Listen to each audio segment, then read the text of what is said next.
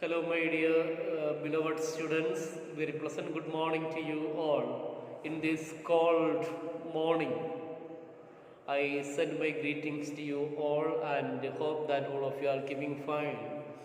Yes, dear student, yesterday we had completed our drama part, and today I would like to give a revision class on the poem Dover Beach written by Matthew Arnold. Please look at the green board here. Today in this class we will be revising poem Dover Beach written by Matthew Arnold, and what are the key points that we need to understand in this poem as we learn ahead. Please look at the board here.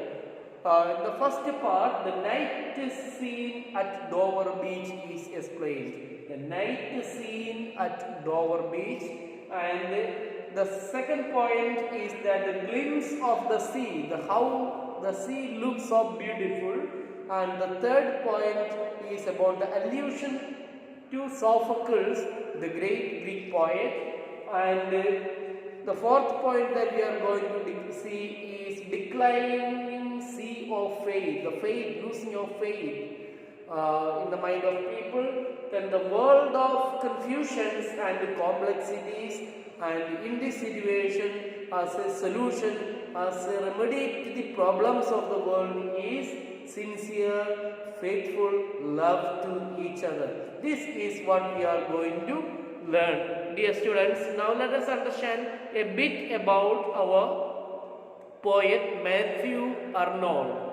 Matthew Arnold, 1822 to 1888, is one of the leading poets and critics of the Victorian age in England. Victorian age means the Queen Victoria's time. His place as a poet is next only to Tennyson and Browning, those two great poets at that time. He was born on December 24, 1822. Though he was the son of Dr. Thomas Arnold, the famous headmaster of Rugby, his school education was erratic. Then in 1841, he joined Balliol College, Oxford, and soon distinguished himself as a poet and won many prizes in poetry writing. His poem, what is the speciality of his poem? As a poet, Arnold's poetry expressed melancholy, pathos, confusions, doubts, and uncertainties, which were the characteristics of the age in which he lived. This is clear from his famous poem Shop and Rustum, The Scholar Gypsy, and Dover Beach. So from all these three poems we are going to understand this content. Now let me just say you, Dover Beach is one of the best poems of Matthew Arnold. It is one of the most representative poems of the Victorian age. Its theme is the loss of religious faith. People do not have much faith in religion. The poet thinks that despair, hopelessness, and frustration of the people result from the loss of faith. Whatever happens to the life of people, it is due to the lack of faith in religion or in God.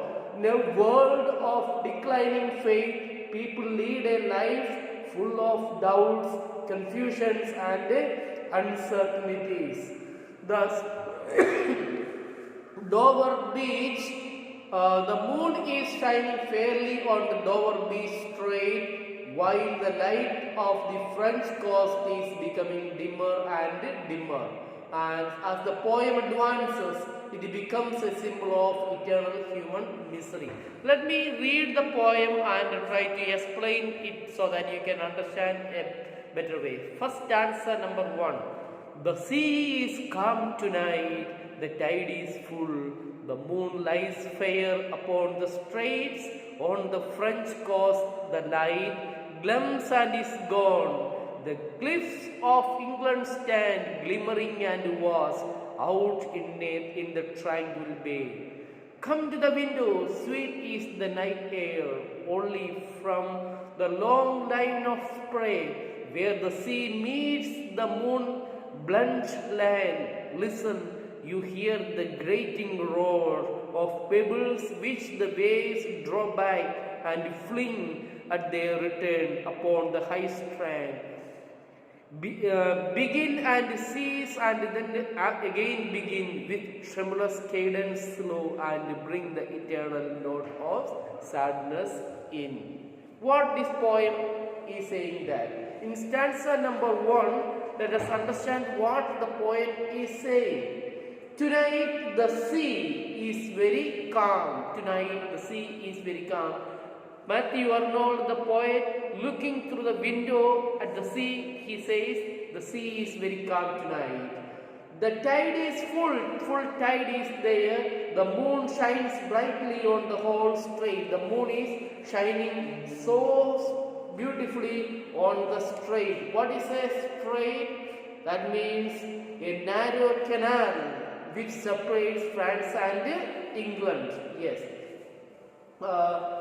Here the poet explains the moonlight shines dimly on the French coast. On the French side, the moon is shining so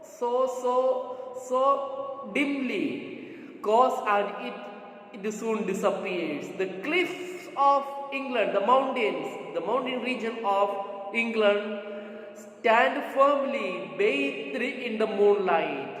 They extend up to the calm strait. The light from the England's cliff, they extend to the strait. Strait means the narrow canal which separates England and France. Now, in this, looking after seeing this one, the poet calls his beloved and asks her to come to the window to see the beauty of the Dover beach.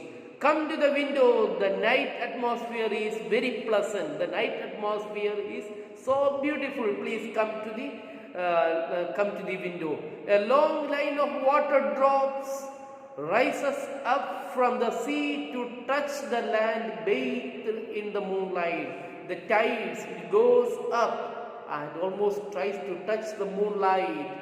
The poet then asked his beloved to listen to the harsh sound of the pebbles, the huge sound of the pebbles as they strike against the shore when the waves advance. See, every tide, every wave brings pebbles to the shore and they are flying, thrown onto the shore and they make horrible, that is harsh sound. When the waves retreat, they throw the pebbles on the sandy shore of the sea. As the waves return, they throw the pebbles, small stones on the shore and they return. Again it goes and brings. The rise and fall of the waves is a set pattern, produces a slow, trembling kind of music which brings in a note of melancholy which is everlasting. So, the pebbles, that is the waves which brings pebbles to the shore and throwing, it is a continuous action. One wave comes and carries so many pebbles and throws, and again it returns, again it brings another set of these pebbles to the shore, and which is a symbol of the continuous suffering of human people. That means slow sounds a note, that is the brings in a note of melancholy which is everlasting. Everlasting melancholy means unending suffering, unending sadness of the people. Thus, the first stanza, our poet explains about the condition of French side and England side. Then he just feels that the light over French area is almost dimming or getting out, whereas the England side it is brightening up. And in this beautiful situation, the poet calls his lover to come to the window and enjoy the moonlight. So that is the thing. Now stanza number 2, dear students. Sophocles long ago, this is the poem, allusion to Sophocles. He also had experienced this one. Sophocles long ago means a Greek dramatist. Who is Sophocles? A Greek dramatist of 5th century. Sophocles long ago heard it on the Aegean Sea, and it brought into his mind the turbid ebb and flow of human misery. We find also in the sound a thought hearing it by this distant northern sea. Now let us understand this stanza. Sophocles. Long ago, Sophocles listened to the sound of the ocean, the Aegean Sea that lies between Greece and Asia Minor. This Aegean Sea that is between Greece and Asia Minor, and he too found the note of sadness in the sound.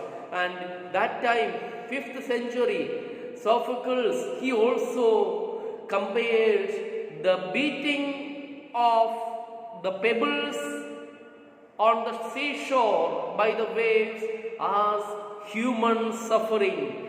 That sound reminded him of all the wild confusions and distress prevailing in human life. So that sound of the waves and stones and pebbles happening on the seashore, that is almost similar to the unending suffering of the human being, distress prevailing in human life, and he gave expression to it in his tragic plays. Like Sophocles, we are also reminded of eternal human misery as we listen to the slow sound of this northern sea water. As we hear, now Matthew Arnold says, see, the same sound was considered as the misery of human beings, which was recognized by Sophocles in the 5th century. Poet Matthew Arnold also says that means the sound that is made by this northern sea is the suffering of human life. So, hope the things are clear for you. The 3rd stanza. The sea of fate was once too at the full and round earth's shore, lay like the falls of a bright girdle furl, but now I only hear its melancholy, long withdrawing roar, retreating to this breath of the night wind down the vast edges dearer and naked shingles of the world. So once, now this part is called declining sea of faith. Once the entire world was filled with faith in God, and that faith in God is gradually losing, and the poet says that this is the reason why there are lots of unending suffering to the life of people, because they have lost faith in religion, faith in God. Let us understand the explanation.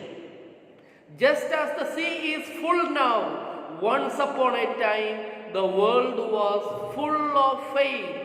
The sea here becomes a symbol of faith. Once this sea had encircled the whole world, faith in God had encircled the whole world. Now this sea is fast retreating. Now this sea of faith is fast disappearing, leaving behind bare and naked shingles as the wind of the night begins to blow. The harsh reality symbolized by the naked and dreary pebbles on the seashore leaves mankind sad and dejected.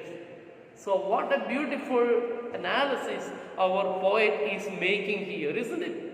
Extremely beautiful. Means he is recognizing or understanding the suffering or the words or the sound of the sea waves which throws pebbles on the seashore, and he compares this one to human life. In human life, you see, sufferings day after day, every now and then, sufferings and suffering, that there is no end. And this suffering is heard or just compared with the sound that is made by the waves which throws pebbles on its seashore. So all this happens because of the lack of faith in this world. So in this situation, the world of confusions and complexities, that is what around us. In this situation, what is left? How can we rectify this matter? That is shown by the last stanza of this poem. Let us understand that one. All love, let us be true to one another. For the world which seems to lie before us like a land of dreams, so various, so beautiful, so new, hath really neither joy, nor love, nor light, nor certitude, nor peace, nor help for pain. And we are here as on a darkling plain, swept with confused alarms of struggle and flight, where ignorant armies clash by night. So here finally the poet concludes his saying, his poem by telling his lover, that is, let us be faithful, let us love sincerely and be faithful, because he says that to one another, the world which seems to lie before us, the world which is right in front of, is just like a land of dreams. A dream will never remain for a long time.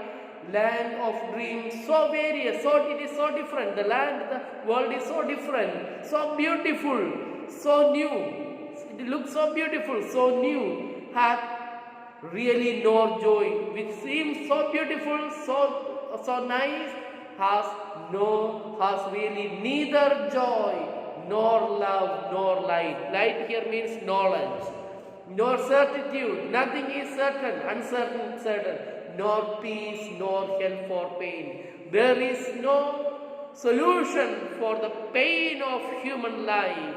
And we are here on a darkling plain. We are here in a dark area, swept with confused alarms, warnings of struggle and flight, where ignorant armies clash by night. Like two opposing armies, we fight in the total darkness without knowing whom we are fighting, whether we are fighting with our foes, our friends, or our foes, or enemies, or our friends. Let us understand this one.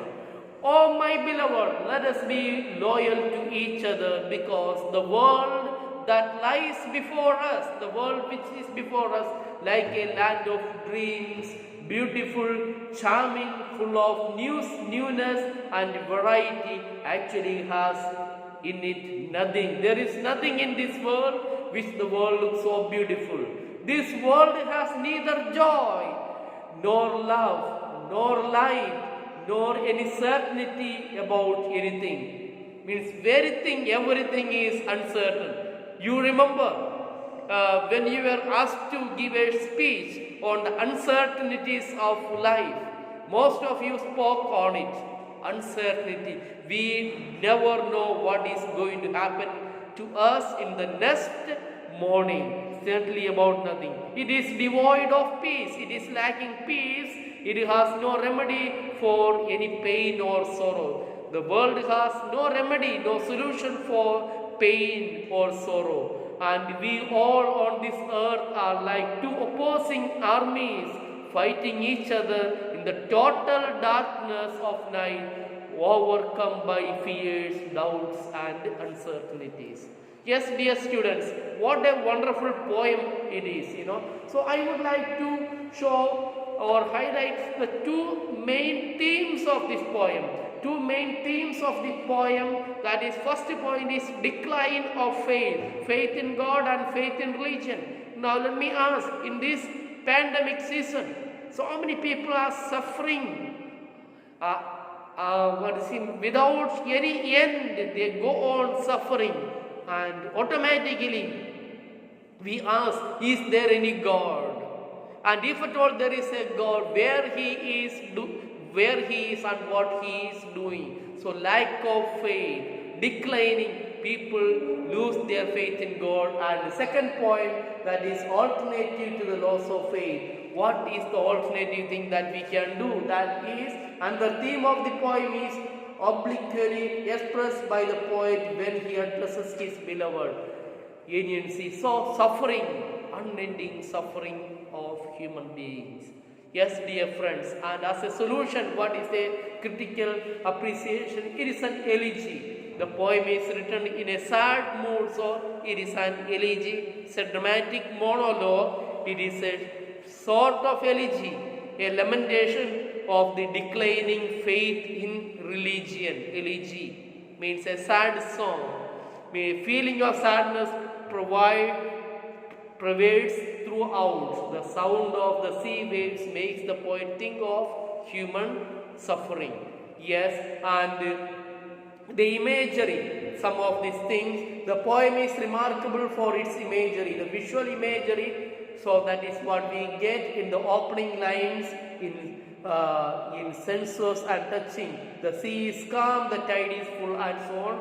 And form and structure of this poem, the poem is basically a lyric poem. However, its tone is melancholy. Lyric poem, but its tone is melancholic or sadness, turns into an elegy. Thus, lyric poem, tone melancholic, and as a result it becomes almost like an elegy. Yes, some critics treat it as a dramatic monologue as well. It is so because the poem has some features of this form too. The speaker's observations and reflections, the dramatic opening, the presence of other person. Its stanzas, uneven in length, have uneven rhyme scheme. However, all the rhyming words are connected with the main idea of the poem. They help build the atmosphere. Yes, dear students, hope you have understood this poem. Please understand, please learn, and in detail all those things that I have already taught you in the class, and those who have not taught, please watch this one, subscribe my channel also, so that I can have more subscribers and get some benefit, and your satisfaction is my satisfaction, you know. Hope you have understood this poem. Thus, please read stanza by stanza. Yes, plain. I have already sent the video also, another video also. Please watch all those things to understand the poem in a better way. Thus, this is the poem Dover Beach. That is what we have learned. If any trouble, any problem that you find, please feel to contact me. This is Joseph signing out from this class, and we will meet in our next class with We Are the Music Makers. Until we see in our next video class, bye bye, take care, thank you, stay safe.